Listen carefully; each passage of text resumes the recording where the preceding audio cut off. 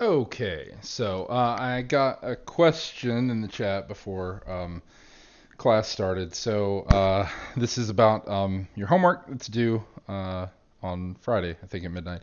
So I'm gonna have office hours on Friday afternoon, as I said in the announcement. So I'll send you all a link for that Friday afternoon, right before it's about to happen.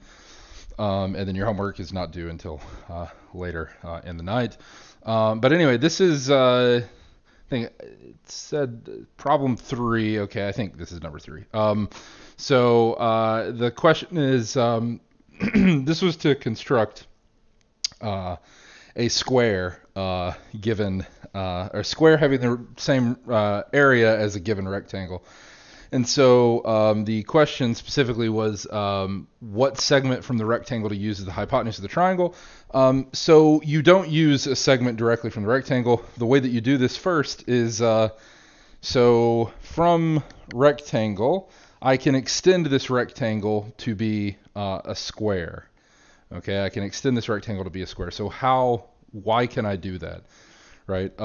So I have arranged that this rectangle is labeled in this way, where y is the longer side. Right. So for a rectangle, it is either already a square or there's a longer side. Okay. So if there's a longer side, let's say that I've arranged it like this and I've labeled these x and y, then I can extend this square to be, I can extend this rectangle to be a square. Now, why can I do that? Well, I'll leave that up to you to justify why it is you can do this. But think about what you do in the process, right? The idea is that there is some difference, y minus x, so then really I'm just adding enough, right? I'm just adding enough to x so that this is a square. Now, did I actually add enough here in my picture? Maybe I did, just eyeballing it. But this is what I do. I extend this rectangle to a square. Again, I'll leave it up to you to justify fully why you can always do this. But you can always do this, right? You can always do this. This is just addition of line segments, right? So there's some distance here that is y minus x, and you're essentially adding that to x. So once you have done this, then you are constructing the hypotenuse from this side. Now you could say, wait, doesn't this have the exact same effect of just using the long side of the rectangle as the hypotenuse? Yes, but it's important that I construct this square first. Why is that? Because the hint here was to read this diagram backwards. The diagram referenced is the following thing. So it's this one. The hint was to read this backwards. So what we have done is we've constructed this bottom square. Okay. Once we've done that, there is a method that we went over in class for constructing a particular right triangle given some segment. Okay, so we do that. Okay, we get these two squares, and in particular, since I started with this in my picture, this light gray rectangle, the square that I get from this construction is going to have the same area as this rectangle I started with. So what I'm doing is I'm reading that diagram backwards. In order to do that, I have to construct this square. Okay, and then you're not just going to say, and then we read the diagram backwards, right? I want you to fully justify why reading the diagram backwards tells you that those things have equal area.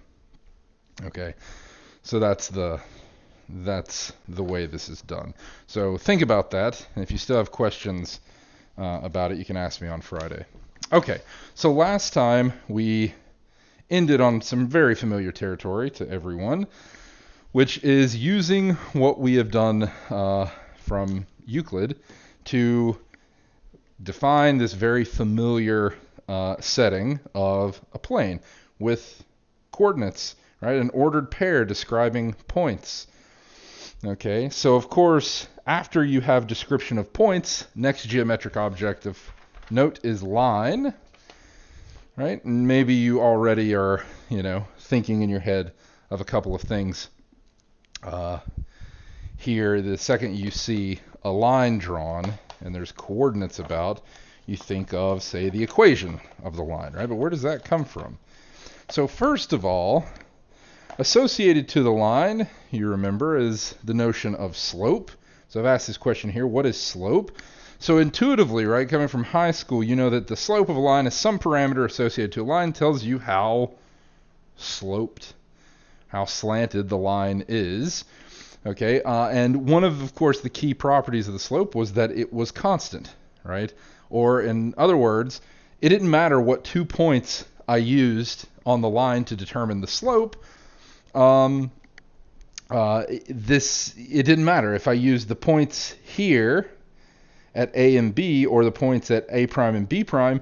Those should determine the same slope, right? And what was the slope? The slope is, right, rise over run, right? That is rise divided by run. Of course, these were lengths, okay? And so, what is rise over run here? Well, let's say that I use the points A and B here. What is rise? Rise is this distance here. So we've drawn in this, it's almost like coordinate axes here, but really we've just drawn in 2 perpendiculars passing over our given line L. So our line is L here. We have 2 perpendiculars passing over the line L. Those perpendiculars meet at C. So I have this height BC, that is my rise. Okay, so I have the height BC, okay, divided by the run, which is this distance, this length of AC. I'm not going to say distance if I can help it. Okay, it's the length of this line segment AC. Okay, so this is rise over run, but of course that's if I use the 2 points A and B. Now, what if I use the 2 points A prime and B prime? Then my rise is B prime C prime, and my run is A prime C prime. That is those lengths. Okay. Now these should be equal if that statement that I want to be true about the slope actually is true. Why are these 2 things equal? So first of all, I've already spilled the beans a little bit because I've already drawn in these angles here, alpha and beta. But why are these angles the same? So why is this angle beta the same as this angle? Because these 2 lines are parallel. And L is a transverse line cutting across them. So, what does that mean? Ignore this for a second. So first of all, alternate interior angles are congruent. That's an alternate, that's an equivalent form of the parallel axiom. Right? So if you have 2 parallel lines and a line cutting across them, alternate interior angles are congruent. But then, if these 2 alternate interior angles are congruent, we also know that vertical angles are congruent. And so this is beta, this is beta. So this angle that is vertical from that is also beta. Okay? All right. Similarly, these 2 angles are congruent for the same reason. So these 2 lines here are parallel. So alternate interior angles are congruent. And vertical angles are congruent. Okay? You might recall these in your geometry course. These are called corresponding angles, but we're not gonna get into that because you can derive that from the axioms that we have. Okay, and so with this setup, and these are 2 right angles. I haven't drawn this symbol in yet, but I will. I'll draw it in right there. I get 2 triangles that are similar, right? Note, triangles A, B, C and A prime, B prime, C prime are similar. So these 2 things that I use to compute the slope are equal, and this is by Thales' theorem.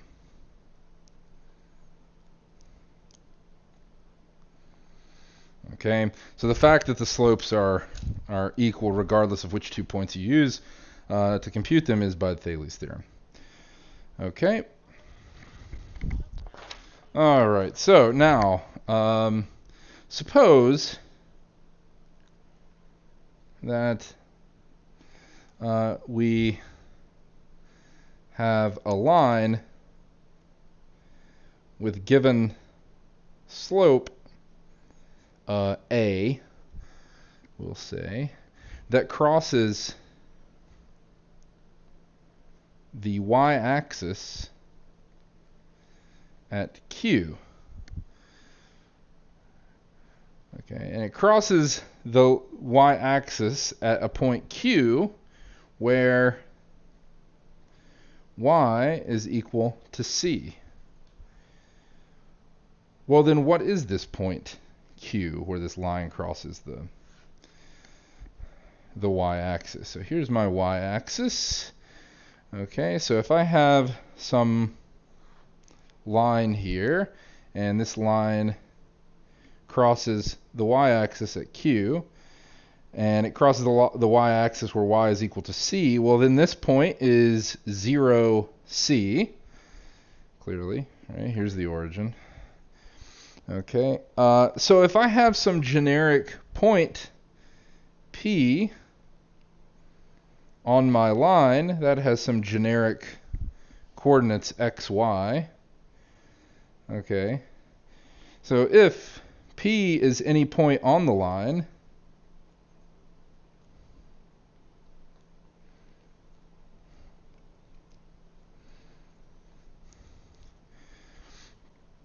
then, as we saw before, it doesn't matter which 2 points I use to compute the slope, and I say that this slope, or this line has slope A, right? A is my slope for this line. Right, then the slope of the line is equal to A, but this is also equal to the rise over run computed from these 2 points, P and Q. Well, what is that? That's y minus c, right? So how do I get that? Well, I have the following picture. Shows if I draw in this triangle here, what is this length? Well, by definition of this coordinate, this is x, and then this height is y minus c, right? Because up to this point is distance or length c, and so this is y minus c because it's not this entire length from here to the x-axis. So this is y minus c. And so my rise over run is y minus c over the run, which is x. Okay. But then multiplying both sides by x, I have ax is equal to y minus c, which implies that y is ax plus c.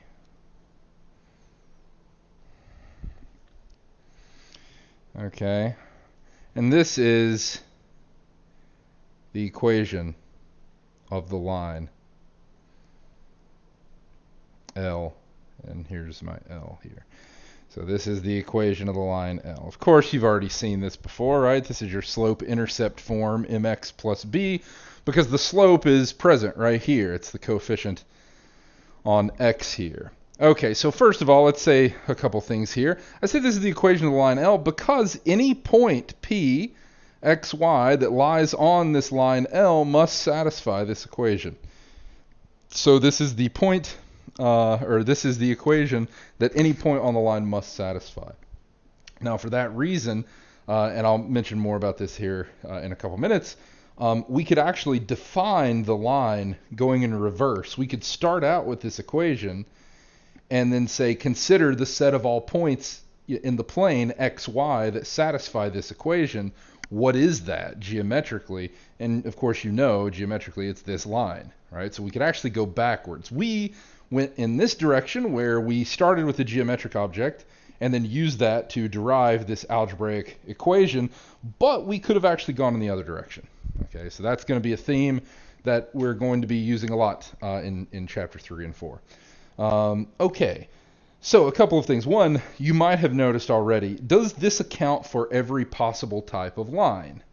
Well, no, right? There's one type of line this doesn't account for, so this So y equals ax plus c accounts for all lines except vertical ones.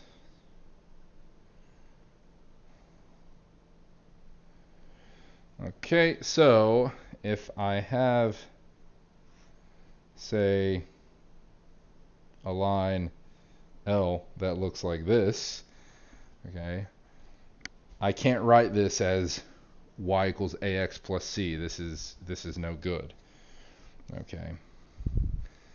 All right. And so how do I write such a line? How do I describe such a line? Well, it turns out that describing such a line like this is actually easy. Whatever this length is, right? The equation. So the equation for such a line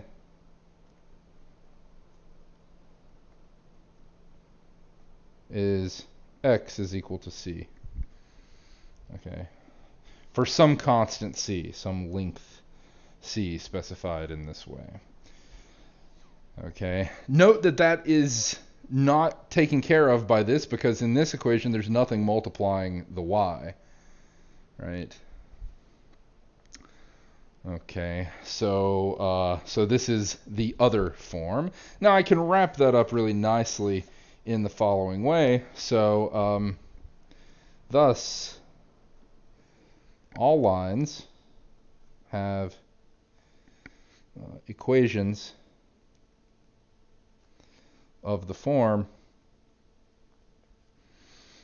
ax plus by plus c is equal to 0. So this takes care of all cases, okay, for some constants a, b, and c. Okay, so this is called a linear equation in x and y. This is a linear equation in x and y. Okay. All right. So, as I stressed before, we have been going in the following way. We've started with geometric object, and then we have derived algebraically what any point, any coordinate on that thing must satisfy. Okay, but we could have gone in the opposite direction. So we could go backwards, i.e., we could define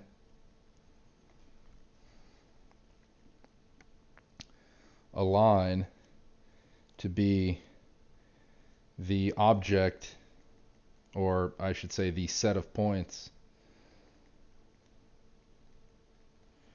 xy satisfying a linear equation.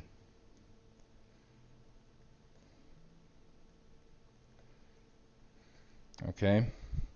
And then in this way, why is this called going backwards? Because for us, we started with the geometric object and got the algebraic equation out of it. So going backwards is using the algebraic equation to actually define the object itself. So what we do is we start out with the equation ax plus by plus c is equal to 0 and say consider the set of all points that satisfy that equation. That's called a line, right?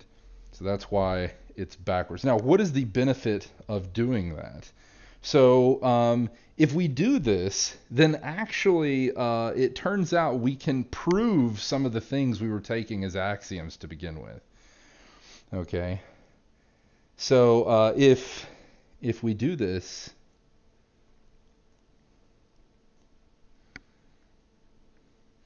we can prove some things we previously took as axioms.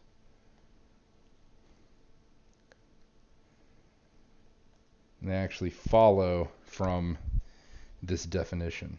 Okay, this is actually going to be exercises in 3.2 that I'm going to give you in your next homework set. So what are the two things that we can actually prove? So we can prove that there's a unique line through any two distinct points. Okay, we can prove that. We can also prove that for any line L and point P outside L, there's a unique line through P not meeting L. Aha! parallel axiom, right? So namely,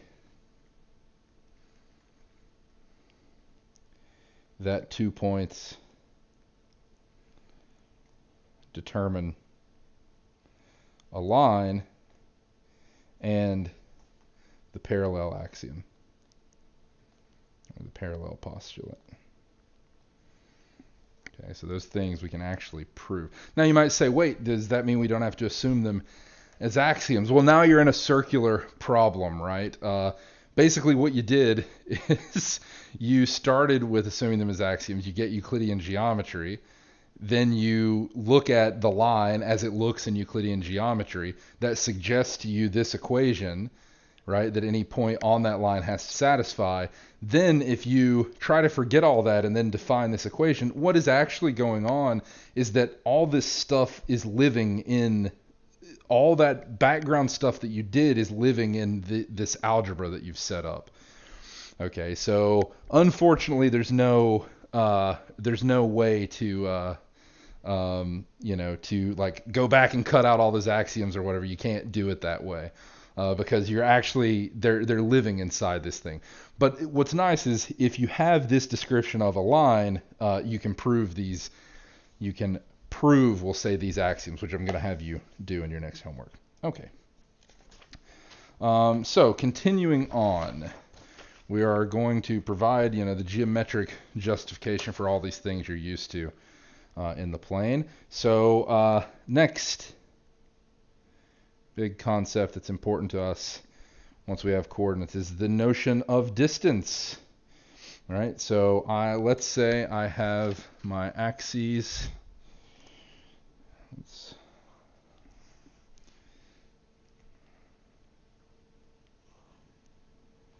Okay, here's my axes. Here's say 2 points, P sub 1 and P sub 2. Let's say P sub 1 has coordinates x sub 1, y sub 1. P sub 2 has coordinates x sub 2, y sub 2. Okay, I want to be able to compute the distance between these 2 points. Right? So the distance between these 2 points is going to be just defined as the length of the line segment that connects those 2 points.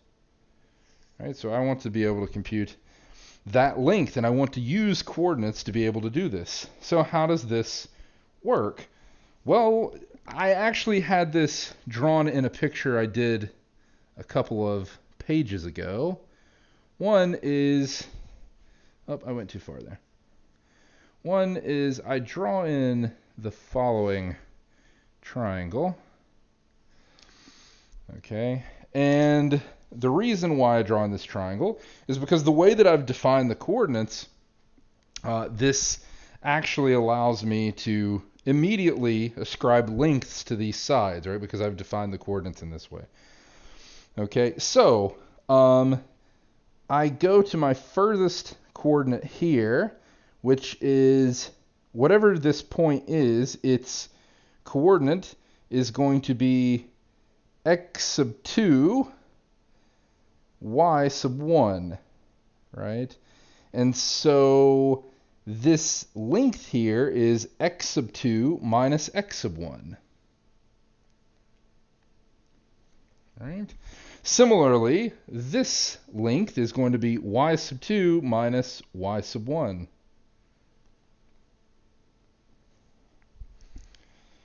Okay. Now, what do you notice? This is a right triangle. Right? This is a right triangle by construction. These are the perpendiculars. It's almost like a copy of my actual coordinate axes sitting here. So, by the Pythagorean theorem,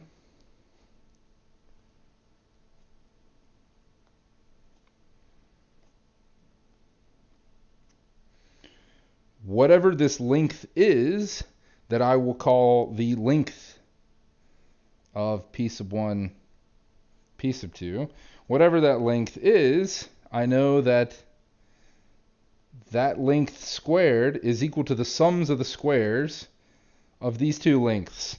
This is by the Pythagorean theorem because this is the hypotenuse. So the length of P1, P2 squared is x squared, or x sub 2 minus x sub 1 squared plus y sub 2 minus y sub 1 squared. Okay. This is the quantity we want to compute, though. Thus, the distance between the points p sub 1 and p sub 2 is the square root of x sub 2 minus x sub 1 squared plus y sub 2 minus y sub 1 squared.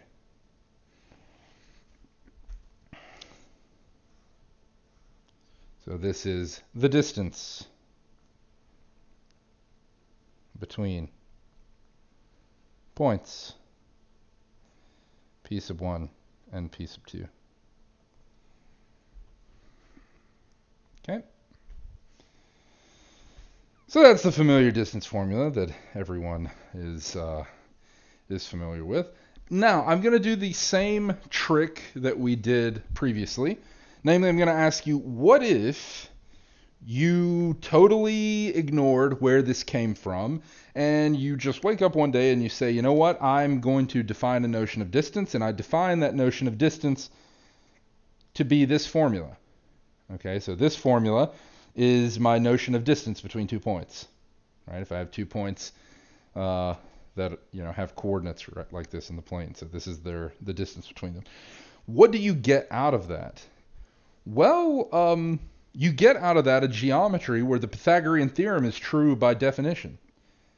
Right? You already saw that you used the Pythagorean theorem to define this, so going backwards, if you assumed this formula, you automatically get the Pythagorean theorem out of it. Okay. So here's another example of how the algebra shows, using the algebra to define some geometric thing shows exactly how these things are related and what they rely on. Okay.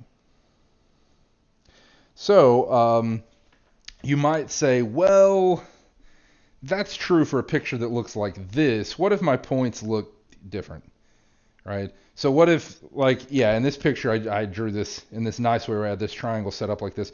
What if this configuration wasn't exactly what I had? So I had, points pointing, I had point piece of 1 here and point piece of 2 like down here. Like how do I come up with a triangle? So it turns out that what I do in that case is whatever you end up with, I could actually just move the triangles to match up. But we're not going to talk about that until we have proper understanding of what we mean by motion in this way.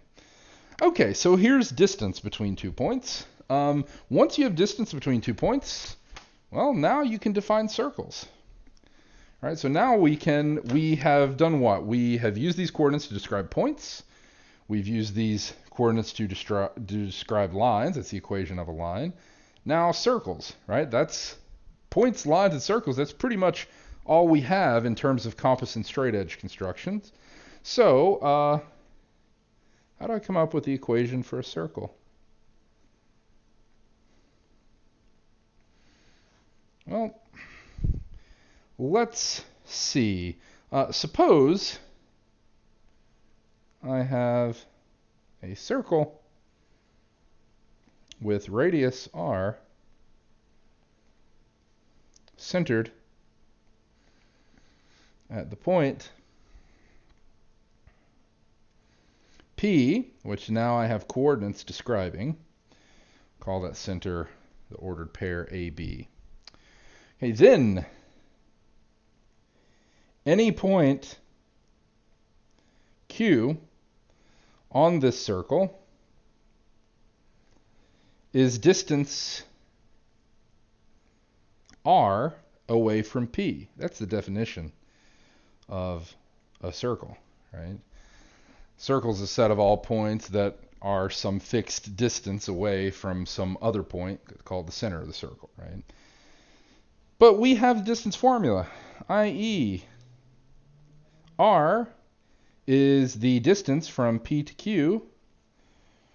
Okay, but let's just call our random point Q our generic point xy. Okay, then the distance formula tells me this is the square root of x minus a squared plus y minus b squared. And thus, squaring both sides, I get the equation r squared is equal to x minus a squared plus y minus b squared, which you will recognize as the familiar formula defining a circle, right? So this is the equation of the circle.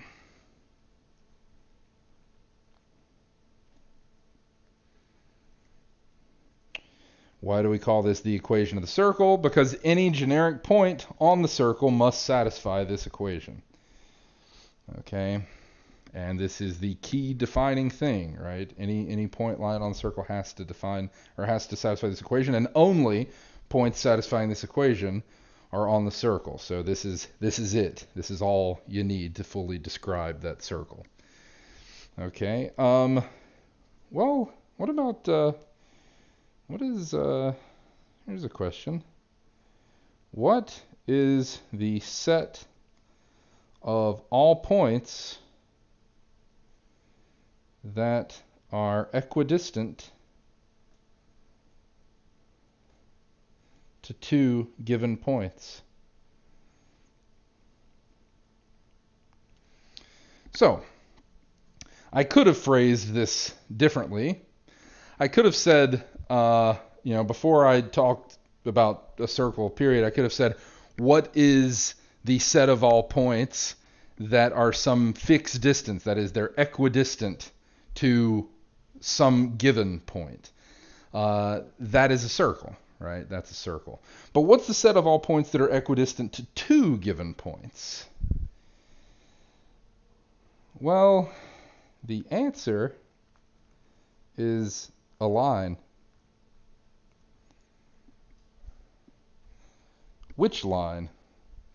If you draw those 2 points on your sheet of paper, you can probably quickly come up with what line should be the line in question. But let's actually see how this is. So let's answer this this question. So how to answer this question?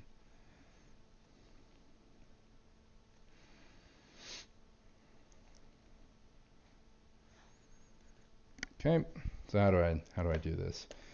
Well, let piece of 1 be, say, A1, B1, and piece of 2 be A2, B2. Okay. Then P is equidistant to piece of 1 and piece of 2 if the distance from P to piece of 1 is equal to the distance from P to piece of 2. Okay. i.e., if P, my generic point, is called xy, i.e. xy satisfies, I really should just say x and y satisfy here, but xy satisfies the following equation. So these two distances are square root of x minus a1 squared plus y minus a2 squared. And that's equal to square root of x minus a2 squared plus y minus, this is y minus b, b1. So x minus a2 squared plus y minus b2 squared. There we go. Now it has a hope of being right. Okay.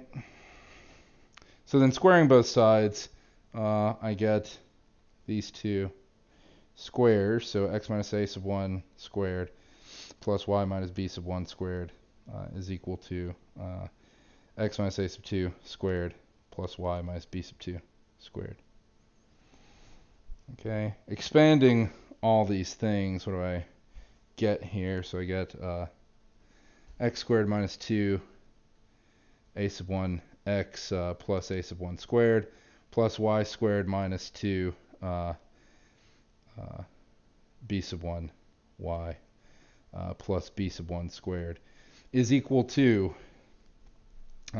x squared minus 2 a sub 2 x plus a sub 2 squared plus y squared minus 2 b sub 2 y plus b sub 2 squared. Okay, that's a lot of stuff here. But notice that the terms we actually need to cancel out do. So the x squared terms cancel out, the y squared terms cancel out. And so what happens here is if we rearrange all of these things, I get 2 times a sub 2 minus a sub 1 times x plus 2 times b sub 2 minus b sub 1 times y plus b sub 1 squared minus b sub 2 squared is equal to 0.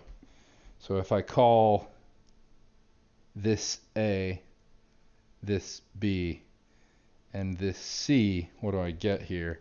This is the equation of a line. So this is a linear equation. So this is the equation of a line. All right, only the linear terms of x and y are showing up. And so, what's the set of points that are equidistant to 2 given points in the plane? It's a line, and this is how to see that. Okay, so there's some kind of neat things you can do with this. You'll have some, at least one homework assignment that mentions this. Okay. So, continuing here. So now we have coordinate descriptions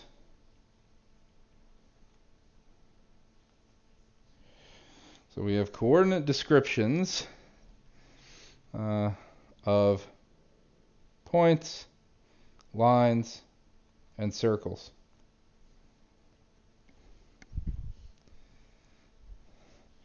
All right. Now we can give algebraic rules for compass and straight edge constructions.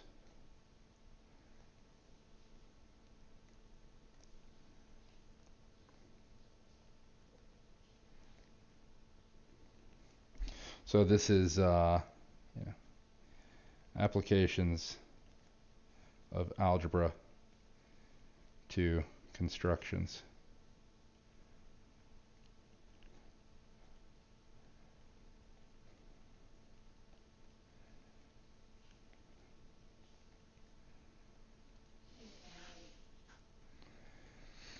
Okay. All right. So there's a lot of text that go with these, so rather than actually write all of these down, I'm going to go over the list in the book because that's easier to cover this. Here, let me get it a little bit closer so that okay. All right. So drawing a line through two given points corresponds to finding the equation of the line through given points. So if my given points are x sub 1, y sub 1, x sub 2, y sub 2, the slope between those, of course, is rise over run. So y sub 2 minus y sub 1 over x sub 2 minus x sub 1. And that has to be equal to the slope that I get from some general point and one of the points. So in this case, I'm going to use the first in the pair. Okay, and so looking at the equation that any generic point on that line has to satisfy, this is what I get. Right, so my generic or my rise using a generic point and x sub 1, y sub 1, and my run using generic point and x sub 1, y sub 1 has to be the same as for these two given points. Okay, so this is point slope form of the equation for a line. Okay. So then clearing denominators there, you get the following So clearing denominators there, you get the following two descriptions of generic line given to points. It's right here, right? So this is just a more long-winded version of what we said here. This is a linear equation, right? Here's the thing multiplying x, here's the thing multiplying y, and then here's the constant term. So note that is, if I write that quickly, right? So drawing a line between 2 points, p sub 1, which is x sub 1, y sub 1, and p sub 2, which is x sub 2, y sub 2, means finding the equation. So this is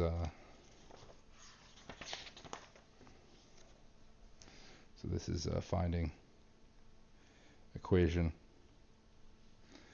that is y sub 2 minus y sub 1 x minus x sub 2 minus x sub 1 y minus x sub 1 y sub 2 plus y sub 1 x sub 2 is equal to 0. So note this is your A, this is your B, and this is your C.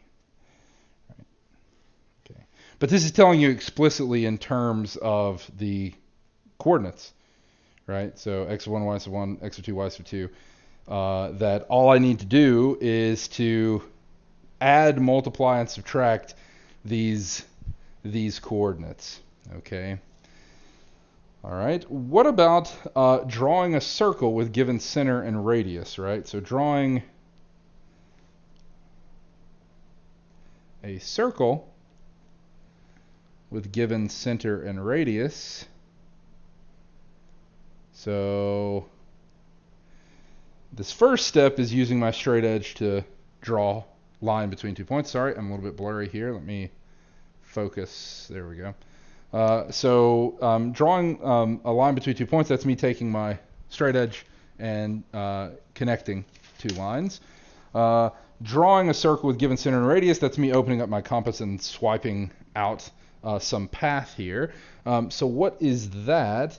Well, this is finding amounts to finding the equation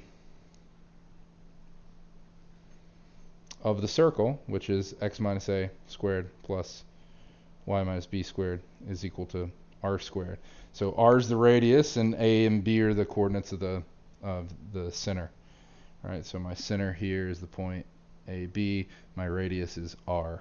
Right, this is the general equation of the circle. Okay, and then lastly, so then one more thing. So what do I need to do? Using compass and straight edge constructions, what do I need to do? So connecting two lines via my straight edge, that's taken care of by that construction I just had written down, right? This thing. Okay. Drawing a circle with given center and radius is finding this equation. Okay. So what else is left to do for compass and straight edge constructions? What about intersections of previously drawn lines and circles, right? So finding new points in intersections of lines and circles correspond to finding solution points of the following. So one, pair of equations of lines.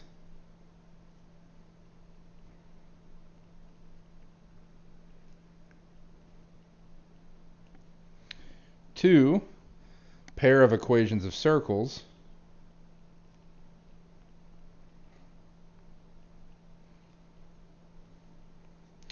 And three, the equation of a line and the equation of a circle.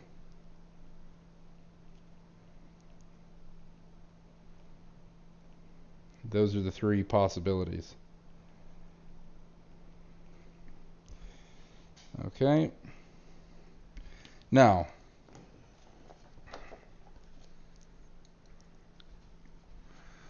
what do I do here? Let's say, for instance, I need to find the intersection of two circles, right? So if I need to find the intersection of two circles, here's two equations governing those two circles. Okay, expanding those equations, subtracting equation 2 from equation 1 here, what we actually get is just as we did before, whether we knew that we were doing it or not, right? This is what we did when we were looking at points equidistant, the equidistant line between 2 points. So what we get here is actually a linear equation. Okay, and so using this linear equation here, we can back substitute into one of these two equations and use the quadratic formula. Okay, now of course our quadratic formula, we can talk about this in a little bit, but the quadratic formula, you might say, oh, where did that come from, right? Where did this algebra come from? So forget about that for just a second. Just know that you can solve quadratic equations using quadratic formula. Even Babylonians knew how to do that. So we know how to do that. That is a little bit of algebra that's coming to bear here. What is the point of saying all of this? The point of saying all this is that in whatever you would need to do here, you are no worse than a quadratic equation away from a solution, i.e., we never need to do more than solve a quadratic equation, potentially. Okay, so potentially we need to solve a quadratic equation in X to find one of these solution points, but that's as bad as it gets. Okay. Thus, what does this mean? So, solving these only relies or only requires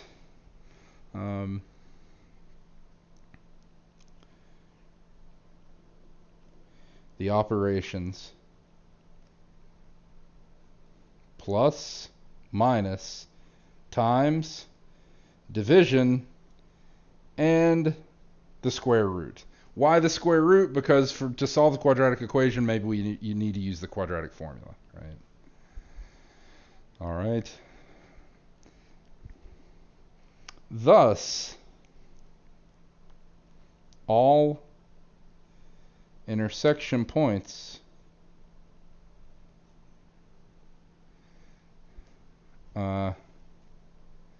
involved or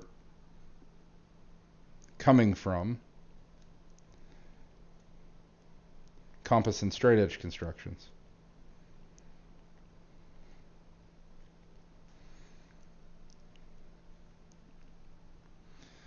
can be found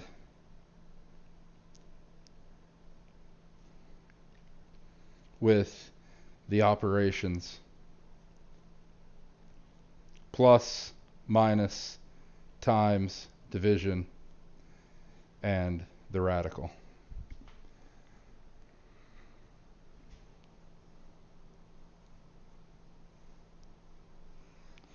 This is important. Why is this important? Well, as you saw in your homework, well, maybe you haven't done that part of it yet, but as you should see in your homework, all those things are actually constructed or constructible using compass and straight edge. So all those operations are things that we can do, right? But all those operations are constructible, right? Constructible for us is just going to mean actually constructible with compass and straight edge. Okay, so what does this mean? This gives me the algebraic criterion for constructibility.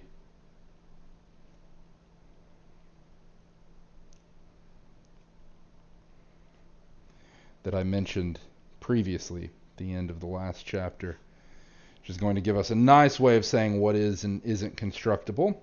So a point is constructible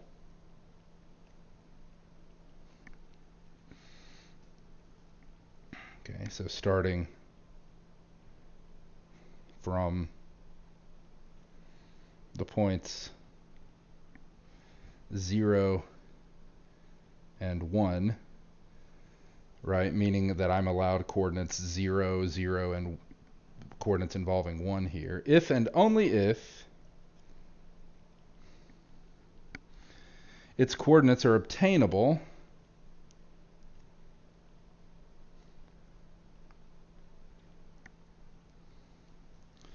so if its coordinates are obtainable from the number 1,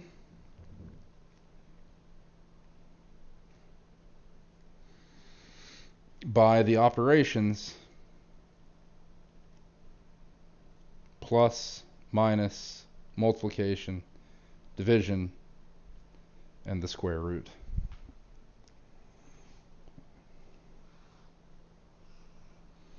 So this is actually going to give us a really, really nice characterization of things that are impossible to construct.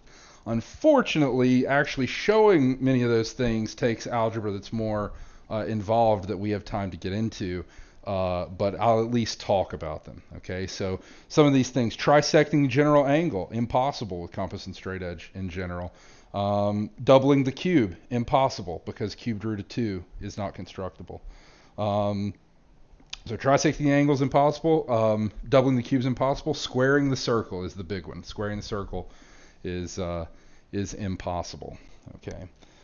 So anyway, I'm gonna stop there. We'll finish chapter 3 next time. I believe we'll finish chapter 3. If we don't, we'll get very, very close to finishing chapter 3, and then we'll start on vector spaces and such. So anyway, that's all for today. So I will see you all on Friday. Remember, office hours on Friday. You can ask me any lingering questions from the homework then. So I will see you all then.